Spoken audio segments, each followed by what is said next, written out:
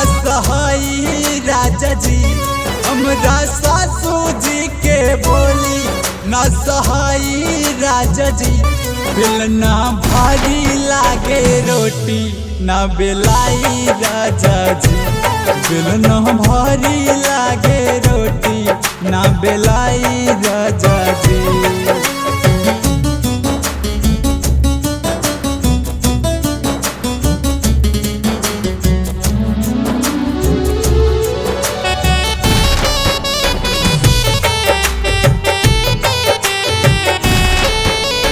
चौका बर्तन होई न हमसे साचो कहत बानी, झाड़ू पोछा करे खातिर राखल ही नौकरानी।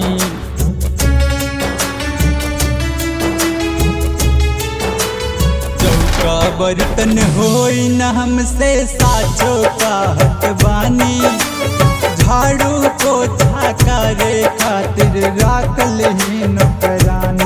कपड़ा लत्ता दे धोबी घर भेजवाई राजा जी, कपड़ा लत्ता दे धोबी घर भेजवाई राजा जी। बेलना भारी लागे रोटी ना बेलाई राजा जी, बेलना भारी लागे रोटी ना बेलाई राजा जी।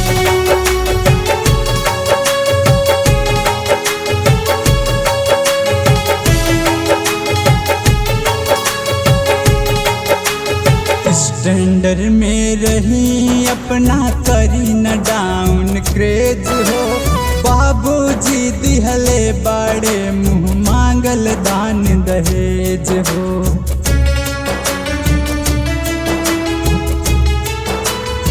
स्टैंडर में रही डाउन करी न अपना क्रेज हो, बाबूजी दिहले बड़े मुँह मांगल दान दहेज। सिल्वर से कह के देता समझाई राजा जी, साहिल सिल्वर से कह के देता समझाई राजा जी।